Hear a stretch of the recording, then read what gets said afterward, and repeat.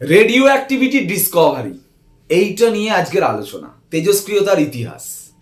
Actually তোমরা এটা জানো যে রেডিও অ্যাক্টিভ এলিমেন্ট মানে তেজস্ক্রিয় মৌল মারাত্মকভাবে দুর্ঘটনা ঘটাতে পারে, হ্যাঁ কি না?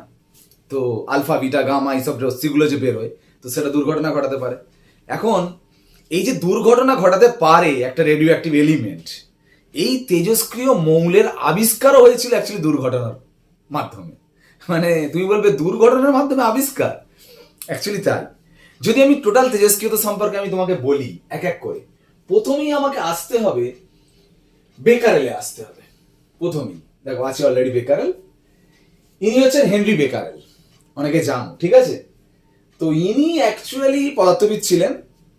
তো উনি অ্যাকচুয়ালি কোনো রকম তেজস্ক্রিয়তা আবিষ্কার করব এই মনোভাব নিয়ে উনি কাজ করেননি। 1896 সাল তখন, ঠিক আছে? সেই সময় উনি চেষ্টা করছিলেন যে আমি ইউরেনিয়াম আবিষ্কার করব। পিচব্লেন্ড একটা আকরিক আছে, ঠিক আছে? সেই পিচব্লেন্ড আকরিক, আমি পিচব্লেন্ড আকরিকটা দেখাচ্ছি, এটা পিচব্লেন্ড আকরিক, মানে এই ধরনের একটা আকরিক, যেটা এইটা সবাই অনেকে জানে পিচব্লেন্ড, ঠিক আছে? তো এই আকরিক নিয়ে পরীক্ষা নিরীক্ষা করছিল, ভেবেছিলেন ওর মধ্যে ইউরেনিয়াম আছে। তো সেই ইউরেনিয়াম পাওয়ার লক্ষ্যে ইউরেনিয়াম আবিষ্কার করবে বলে ইউরেনিয়াম নিয়ে পরীক্ষা নিরীক্ষা করছে অন্ধকার ঘরে, ঠিক আছে? আর কিছু ফটোগ্রাফিক প্লেট ঝোলানো ছিল। হঠাৎ করে দেখছে একটা অদৃশ্য রশ্মি নির্গত হচ্ছে। কেন না, ফটোগ্রাফিক প্লেটগুলো পুরো ট্রান্সপারেন্ট ছিল। হঠাৎ করে দেখা যাচ্ছে একটা ক্রিস্টাল কালার তৈরি হয়ে যাচ্ছে, মানে কালো কালার, এরকম ধরনের ক্রিস্টাল, বুঝতে পারছো? ফটোগ্রাফিক প্লেট পুরো চেঞ্জ হয়ে যাচ্ছে, পরিবর্তন হয়ে যাচ্ছে। মানে ইউরেনিয়াম, মানে পিচব্লেন্ড নিয়ে কাজ করছে ইউরেনিয়াম আবিষ্কার করবে বলে, তখন তেজস্ক্রিয়তা সম্পর্কে কোনো ধারণাই নেই কোনো কারোর, যেটা রশ্মি বেরোতে পারে ওরকম কোনো আইডিয়াই ছিল না। তো দেখা যাচ্ছে ফটোগ্রাফিক প্লেটগুলো এরকম সব চেঞ্জ হয়ে যাচ্ছে। তো এই চেঞ্জটা দেখে উনি ভাবলেন কিছু একটা রশ্মি বেরোতে পারে, এরকম একটা চিন্তা ভাবনা এলো, বোঝা গেল? সেটা 1896 সালে। এবং ওই জন্য বলা হয় কি তেজস্ক্রিয়তার আবিষ্কার মানে বেকারেল। বেকারেলই অ্যাকচুয়ালি তেজস্ক্রিয়তা আবিষ্কার করেছে, কিন্তু তেজস্ক্রিয়তার নামটা উনি দিতে পারেনি। কারণ তুমি যদি একটা নতুন কিছু খুঁজে পাও, প্রথমে সঙ্গে নাম দিয়ে ফেলবে। তো উনি স্বাভাবিকভাবেই তো ওরকম একটা জিনিস দেখতে পেয়ে তো খুবই এর মধ্যে বলা বলি শুরু করে দিয়েছে ওনাদের এর মধ্যে। তো এবারে তোমরা জানো নিশ্চয়ই তেজস্ক্রিয়তা সম্পর্কে যে পুরো সারা জীবন অতিবাহিত করে দিয়েছে কুরি ফ্যামিলি, তাই না? Marie Curie, Pierre Curie. Actually বেকারেলের এই যে ঘটনাটা ঘটার পরে ইনি হচ্ছেন Marie Curie. Marie Curie actually পোল্যান্ডের মহিলা ছিলেন, ঠিক আছে? পোল্যান্ডে না মানে মেয়েদের উচ্চশিক্ষার জন্য অতটা মানে এ করা হতো না, ঠিক আছে? তো উনি ওই জন্য প্যারিসে পড়তে গিয়েছিলেন। ঠিক মনে নেই আমার প্যারিস না, যাই হোক, মানে মোটামুটি পোল্যান্ডে পড়াশোনা করেননি, ঠিক আছে? তো যাই হোক, মানে উনি পড়াশোনাটা করেছেন। তো ওনার লক্ষ্য এই সময় মানে 1896 এর কথা বলছি, যে এবার বলে দিই, এই মেরি কুরির স্বামী হচ্ছেন, হাজব্যান্ড হচ্ছেন পিয়ের কুরি। পিয়ের কুরি হচ্ছে ওনার মানে হাজব্যান্ড, ঠিক আছে? তো এই 1896 সালে যখন বেকারেল ইউরেনিয়াম আবিষ্কার করলেন, তো ইউরেনিয়াম আবিষ্কার করার পরে, মানে ইউরেনিয়াম আবিষ্কার বলছি, মানে ইউরেনিয়াম আবিষ্কার করার লক্ষ্যে যখন ওই রশ্মিটা দেখতে পাচ্ছে, তখন সেটা নিয়ে ওই যে শোরগোল পড়ে গেল। এই শোরগোল পড়ে যাওয়ার জন্য পিয়ের কুরি আর মেরি কুরি দুজনে মিলে ওই যে পিচব্লেন্ড আকরিকটা নিয়ে যে ইউরেনিয়াম আবিষ্কার লক্ষ্যে যে রেডিও অ্যাক্টিভিটি একটা, মানে তখন তো রেডিও অ্যাক্টিভিটি কথাটাও আসেনি, ওই যে ফটোগ্রাফি প্লেটকে ওরকম ভাবে করে দিয়েছে, ওটা নিয়ে মারাত্মকভাবে রিসার্চ চালিয়ে যায়। মানে 1896 সালে ওইভাবে যখন শোরগোল পড়ে যায় যে এইরকম ফটোগ্রাফি প্লেটকে আক্রমণ করছে, মানে তখন থেকেই ওরা পরীক্ষা নিরীক্ষা চালিয়ে যায়, ঠিক আছে? সেই পরীক্ষা নিরীক্ষা চালিয়ে যায়, মানে তুমি ভাবতে পারবে না। দেখো একটা কথা বলি, বেকারেল কিন্তু অনেকটাই কাজ করে ফেলেছিল। এই পিচব্লেন্ডটা দেখতে পাচ্ছ, এত বড় পিচব্লেন্ড, তো এই এত বড় পিচব্লেন্ডের মধ্যে দেখা যাবে একটুখানি ইউরেনিয়াম আছে, মানে টন টন ইউরেনিয়াম নিয়ে আসছে। ভাবতে পারছো ওই মেরি কুরি, পিয়ের কুরি, বেকারেলও তার সাথে ছিলেন, টন টন ইউরেনিয়াম নিয়ে আসছে।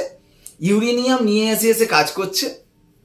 কাজ করবে কেন না, ওর মধ্যে ইউরেনিয়াম তো অল্প আছে, সেই অল্প ইউরেনিয়াম নিয়ে তেজস্ক্রিয়তা পরীক্ষা নিরীক্ষা করার জন্য, ঠিক আছে? তো যাই হোক, এরকম কাজ করতে করতে 1903 সালে কিন্তু একটা কথা বলি, এইখানটা একটা খুব গুরুত্বপূর্ণ একটা ব্যাপার আছে, যে ইউরেনিয়ামটা অল্প আছে কিন্তু তার যে তেজস্ক্রিয়তাটা যে দেখা যাচ্ছে প্রচুর সাংঘাতিক। মানে এখানে তারা বুঝতে পেরে গেছে যে এত বড় একটা খণ্ড পিচব্লেন্ড, তার মধ্যে অল্প ইউরেনিয়াম আছে। সেই অল্প ইউরেনিয়ামে যখন তেজস্ক্রিয়তা দেখাচ্ছে, ফটোগ্রাফি প্লেটকে যখন আক্রমণ করছে সাংঘাতিক হারে, তখন কিন্তু একমাত্র মেরি কুরি বুঝতে পেরেছিলেন অ্যাকচুয়ালি ইউরেনিয়াম ছাড়াও ওর মধ্যে আরও এরকম ধরনের মৌল আছে। মানে উনি তখন বুঝতে পেরে গিয়েছিলেন যে ওর মধ্যে রেডিয়াম আছে। এখন যেটা নামটা রেডিয়াম দেওয়া আছে, রেডিয়ামের অ্যাকচুয়ালি ইউরেনিয়ামটাও ইউরেনিয়াম হিসাবে নেই, ইউরেনিয়ামের একটা সল্ট, ইউরেনিয়াম লবণ হিসাবে আছে। রেডিয়ামটাও রেডিয়ামের সল্ট, রেডিয়াম ক্লোরাইড মূলত এই সল্ট হিসাবে আছে। তো উনি প্রথম ভাবতে পারলেন যে ইউরেনিয়াম ছাড়াও রেডিয়ামও হয় এইরকম ধরনের মৌল যেখান থেকে তেজস্ক্রিয়তা দেখাচ্ছে। নাহলে শুধু অল্প ইউরেনিয়াম থাকলে সেখান থেকে কি করে তোমার তেজস্ক্রিয়তা বেরোবে। তো যাই হোক 1903 সালে কিন্তু তিনজনে একসাথে কিন্তু নোবেল পুরস্কার পায়, ঠিক আছে। তো অ্যাকচুয়ালি ওই যে রেডিয়ামটা আবিষ্কার করলেন, রেডিয়ামটা আবিষ্কার করেছে কিন্তু অ্যাকচুয়ালি মেরি কুরি। তেজস্ক্রিয়তার আবিষ্কার কিন্তু বেকারেল, কিন্তু তিনজনে মিলে রিসার্চ করেছে, নোবেল পুরস্কারও পেয়ে গেছে 1903 সালে। এবার রেডিয়ামের পার্টিকুলার আবিষ্কার দেখো, রেডিয়ামের আবিষ্কার মানে এখানে দেখতেই পাচ্ছি, দেখো এই যে সবুজ ঘড়ি জানো নিশ্চয়ই, এই কালারটা যে আলো আলো জ্বলছে এরকম ধরনের, এটা রেডিয়াম দিয়ে ইউজ করা জানো এটা। তো বর্তমানে আর ইউজ করা হয় না কেন, বুঝতেই পারছো, রেডিয়াম তেজস্ক্রিয় মৌল মানে ক্যান্সার ফ্যান্সার হয়ে যাবে, সেই জন্য বর্তমানে ইউজ হয় না। রেডিয়ামের দেখো প্রচুর ব্যবহারটা, মানে ওনার একটা বড় কৃতিত্ব রেডিয়ামের ব্যবহার। তাছাড়া রেডিয়ামটা ক্যান্সারের চিকিৎসায় প্রচুর হারে ব্যবহার করা হতো একটা সময়। এখন আরও দিন সামনের দিন চলে এসছে, অন্য অন্য আইসোটোপ আবিষ্কার হয়ে যাওয়ার পরে অন্য অন্য দিয়ে রেডিওথেরাপি করছে। কিন্তু এক সময় রেডিয়াম দিয়ে মারাত্মক কিছু মানে ক্যান্সার চিকিৎসার জন্য মানে বিরাট খ্যাতি অর্জন করেছে, ঠিক আছে। যাই হোক 1903 সালে এরকম একটা তিনজনের প্রচেষ্টার ফল, যেটা তেজস্ক্রিয়তার নামটা মানে ফ্রান্সের যে একটা বিজ্ঞান মঞ্চে সেখানে তিনজনকে পুরস্কার দেওয়া হয়। সেখানে অবশ্যই সম্বর্ধনা দেওয়া হয় শুধু তেজস্ক্রিয়তা আবিষ্কার তার সাথে রেডিয়াম আবিষ্কারের জন্য, ঠিক আছে। এবার এই যে 1903 সালে এই যে আবিষ্কারটা হয়ে গেল, তারপরে কি হলো, একটা দুর্ঘটনায় 1906 সালে সম্ভবত তখন পিয়ের কুরি মারা যান। কিন্তু মেরি কুরি কিন্তু প্রচেষ্টা চালিয়েই যায়, ঠিক আছে। মেরি কুরি কিন্তু থামেনি। মানে একটা তেজস্ক্রিয় মৌল, মানে আমি যে কথাগুলো বলছি মানে অতটা ছোটভাবে নিও না, মানে কতটা সাংঘাতিক ভাবো, একটা তেজস্ক্রিয় মৌল থেকে যদি তেজস্ক্রিয়তা ডাইরেক্টলি আসে, শরীরের যে কত দুর্ঘটনা, মানে শারীরিক জীর্ণতা। উনি লাস্টে মারা গেছেন 1936 সাল সম্ভবত, পুরোপুরি মানে কি বলবো ওই তেজস্ক্রিয়তার সাইড এফেক্টেই মারা গেছেন।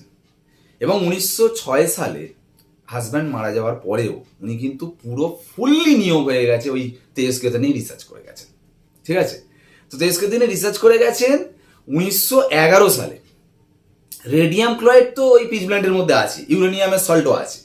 রেডিয়াম ক্লোরাইড থেকে রেডিয়ামকে পৃথক করেছে, মানে রেডিয়াম ক্লোরাইড একটা যৌগ, সেখান একটা তেজস্ক্রিয় মৌলের একটা যৌগ, সেখান থেকে রেডিয়ামকে আলাদা করেছে। সেই আলাদা করার জন্য 1911 সালে আবার নোবেল পুরস্কার পায়, ঠিক আছে। তো এই রকম দিন, মানে যে দিন বলবো, মানে সবসময় রিসার্চ করে গেছেন শুধুমাত্র নিজের শরীর মানে কি বলবো, সবসময় সাংঘাতিক ব্যাধিতে জড়িয়ে পড়েছে এবং লাস্টে মারাও গেছেন, ব্যাধির মধ্যেই মারা গেছে, ঠিক আছে। তো যাই হোক, এই যে রেডিয়াম বলো আবিষ্কার বা ইউরেনিয়াম আবিষ্কার, বিশেষত রেডিয়ামের আবিষ্কারটা নিয়ে কেন বলবো, দেখো রেডিয়ামের আবিষ্কার কিন্তু অনেক গুরুত্বপূর্ণ দিক হয়েছে একটা সময়। এখন তো আরো আবিষ্কারের জন্য হয়তো আর ইউজ হয় না। তো রেডিওথেরাপি মানে হচ্ছে ক্যান্সারের চিকিৎসা থেকে শুরু করে বিভিন্ন এই যে রেডিয়ামের যে ব্যবহারগুলো আছে, মারাত্মক ব্যবহার, এই যে কত ব্যবহার বলবো, রেডিয়ামের মারাত্মক ব্যবহার রয়েছে। তো সেই ব্যবহারগুলো কিন্তু সাংঘাতিক একটা দিক, যেটা আমাদের তুমি ভাবো একটা জিনিস আমি যেটা বলতে চাইলাম যে শুরুতে, যে দুর্ঘটনার মাধ্যমে কিন্তু তেজস্ক্রিয়তার আবিষ্কার। বেকারেল না ইউরেনিয়াম পরীক্ষা করবে, শুধু পরীক্ষা করা নয়, ওই ঘরেই ফটোগ্রাফিক প্লেট পা রাখবে কেন, আর প্লেটটা ওরমভাবে কালার চেঞ্জ হয়ে যাওয়া বলো বা ওরকমভাবে যে হয়ে যাবে কেন, এই কি একটা বেরোলো, এই ভাবনা আসবে কেন, আর তখন ওইটা শোরগোল পড়ে যাবে কেন, আর কুড়ি ফ্যামিলি ঝাঁপিয়ে পড়বে কেন। ভাবো তেজস্ক্রিয়তার আবিষ্কার ওইভাবে হয়েছে, আর সেটা থেকে এত ভালো দিক, মানে যে এলিমেন্টগুলো আবিষ্কার হয়েছে তার জন্য এত কিছু আমরা জানতে পারছি, বা সেখান থেকে আরো বড় বড় আবিষ্কার তৈরি হয়েছে। কিন্তু আজকের দিনে কি ভাবো, সেই তেজস্ক্রিয়তাটাকে ব্যবহার করে আমরা সবাই জানি, প্রথম মানে সবাই যেটা জানে সেটা নিয়ে প্রচুর দুর্ঘটনা হয়েছে, চেরনোবিল দুর্ঘটনাও রয়েছে, হিরোশিমা নাগাসাকিটা সবাই জানে। হিরোশিমা নাগাসাকিতে বোম ব্লাস্টিং হয়েছিল, বুঝতে পারো, নিউক্লিয়ার বোম। তো সেখানে অবশ্যই ইউরেনিয়াম ব্লাস্টিং করেছিল। তো সেই যে ব্লাস্টিংটা হয়েছে, সেই ব্লাস্টিংয়ে কত মানুষ মারা গেছে বাবু। তো মানুষ, এবার দেখো যে দেশ এখন সব থেকে শক্তিশালী মানে কি, যার কাছে যত নিউক্লিয়ার বোম আছে, মানে তেজস্ক্রিয়তা যে যত বেশি দেখাতে পারবে সে তত উন্নত দেশ। ভাবো আজকের দিনে সেটার ব্যবহার সেই জায়গায় পৌঁছে গেছে। আজকে ভাবো, আমি যদি এক কথায় বলতে চাই, এই তেজস্ক্রিয়তার আবিষ্কারও দুর্ঘটনাবশত, আর আজকে তেজস্ক্রিয়তার ব্যবহারও আজকের দিনেও দুর্ঘটনা ঘটাতে গেলে, দুর্ঘটনা ইন দ্য সেন্স বলতে চাইছি অন্য দেশকে করার জন্য, নিজের দেশ শক্তিশালী করার জন্য একটা দুর্ঘটনা বলবে না, হ্যাঁ সুঘটনা বলবে, সেটা তোমার ব্যাপার। যাই হোক, মোটামুটি জাস্ট সাডেনলি ওরকম ভাবেই একটা ঘটনা ঘটানোর জন্যই আবিষ্কারটা হয়েছে আর কি। মানে ওইভাবেও হঠাৎ করে আবিষ্কার, আর এটাও হঠাৎ কিছু ঘটনা ঘটে, মানে এটাই বলতে পারো সাডেন। রেডিও অ্যাক্টিভ এলিমেন্ট ফেললে তো সাডেন ধ্বংস হয়ে যাবে, আর রেডিও অ্যাক্টিভিটি আবিষ্কার হয়েছিল সাডেন, মানে ওই হঠাৎ করে ফটোগ্রাফি প্লেটের চেঞ্জ দেখি আবিষ্কারটা হয়েছিল। ঠিক আছে, তো যাই হোক, এটা অনেকটা জানতে পারলে। তো এইরকম একটা টপিক তুমি রেডিও অ্যাক্টিভিটি সম্পর্কে জানতে পারলে। যদি এরকম কোনো টপিক যদি আরও জানতে চাও, বা এরকম যদি ভিডিও পেতে চাও, অবশ্যই আমাকে কমেন্ট করে জানাবে যে এই ধরনের কিছু হিস্টোরিক্যাল, যেটা কেমিস্ট্রি ওরিয়েন্টেড, সেগুলো যেতে আমি বলতে পারি। তুমি বলবে কেন স্যার পদার্থবিদ বললেন, এখানে কেমিক্যাল? অ্যাকচুয়ালি ওই মেরি কুরি যে বলছি, মেরি কুরি অ্যাকচুয়ালি প্রথম নারী যে নোবেল পান। মেরি কুরি একই সাথে কেমিস্টও ছিলেন, ফিজিস্টও ছিলেন, মানে হচ্ছে পদার্থবিদও ছিল, রসায়নবিদও ছিলেন। ঠিক আছে, তো এবং একমাত্র নারী যে প্রথম হচ্ছে নোবেল পুরস্কার পান। ঠিক আছে, তো এখানে কেমিস্ট্রির সাথেও রিলেটেড, আর রেডিও অ্যাক্টিভিটি ওই জন্য দেখবো ফিজিক্সের সাবজেক্ট হিসেবেও থাকে, কেমিস্ট্রি সাবজেক্ট হিসেবেও থাকে। ঠিক আছে, আবার পরের দিন দেখা হচ্ছে। এই ধরনের ক্লাসের জন্য কিন্তু অবশ্যই ভালো কমেন্ট চাই, তাহলে আমি এই ধরনের কিছু ভিডিও আনবো। ওকে, বাই।